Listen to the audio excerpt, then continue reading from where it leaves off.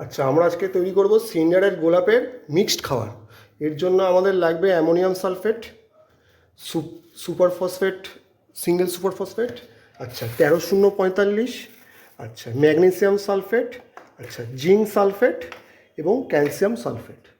আমরা এই 6টা জিনিস দিয়ে আজকে আমরা একটা মিক্সড খাবার বানাবো গোলাপের জন্য, ঠিক আছে? যেটা সিন্ডার অনলি সিন্ডারের জন্য যেটা একমাত্র ব্যবহার হয়। আচ্ছা,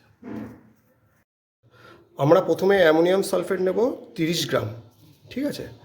তারপরে সুপার ফসফেট নেব 20 গ্রাম, সুপার ফসফেট নেব 20 গ্রাম, আচ্ছা 13-0-45 আমরা নেব 20 গ্রাম, এই যে 13-0-45 নেব 20 গ্রাম, আচ্ছা তারপরে নেব ম্যাগনেসিয়াম সালফেট, এই যে এইটা ম্যাগনেসিয়াম সালফেট আমরা নেব 15 গ্রাম, ঠিক আছে?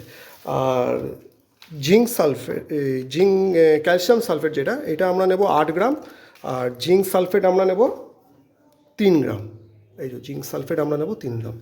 এই দিয়ে আমরা খাবারটাকে বানাবো। আচ্ছা, সমস্ত ইয়েগুলো আমরা মিশিয়ে নিয়েছি, কেমিক্যাল খাবারগুলো সব একসাথে মিশিয়ে এবারে আমি আমার গাছের পরিমাণ অনুযায়ী বানিয়েছি, এবার আপনারা আপনাদের গাছের পরিমাণ অনুযায়ী বানিয়ে নেবেন, ঠিক আছে? আচ্ছা, এর সাথে আরেকটা জিনিস বলা হয়নি, সেটা হচ্ছে অ্যাগ্রোমিন ম্যাক্স, ওইটাও 3 গ্রাম হিসেবে আপনারা মিশিয়ে নেবেন এর সাথে, তাহলে পরে খাবারটা একদম সম্পূর্ণ এবং পরিপূর্ণ হবে। এবং এই খাবার আমার বিগত দিনে আমার অনেক কাজে লেগেছে এবং অনেক গাছগুলো আমার খুব ভালো ফুলও দিয়েছে এবং গাছগুলোর গ্রোথও খুব ভালো হয়েছে। এই খাবারগুলো সত্যি খুব উপকার হয়, আপনারাও এটা বানিয়ে দেখতে পারেন, আমি এতে উপকার পেয়েছি। আর এটা কভার করে দিতে হবে? এটা প্রতিদিন আপনাদের গাছ প্রতি 1 থেকে 2 গ্রাম করে দেবেন। ভালো করে মেশাতে হবে, তাই তো? ভালো করে মিশিয়ে নেবেন যাতে প্রতিটা যেন সমানভাবে মিশিয়ে যায়, ঠিক আছে? কোনো জায়গায় যদি গোটা হয়ে থাকে একটু ভেঙে নেবেন, ঠিক আছে? এই আমাদের খাবার তৈরি হয়ে গেল।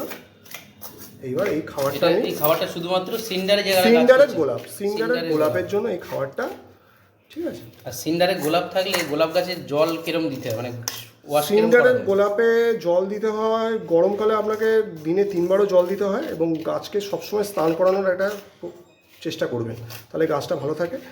আর বর্ষাকালে আপনাকে সেই বুঝে শুনে জল দিতে হবে, যেরকম বৃষ্টি যদি হয় সেরকম কম দিতে হবে, বৃষ্টি কম হলে বেশি দিতে হবে। আর শীতকালে আপনি মোটামুটি 1বার কি 2বার গাছকে চান করে দিলেই হয়ে যায়।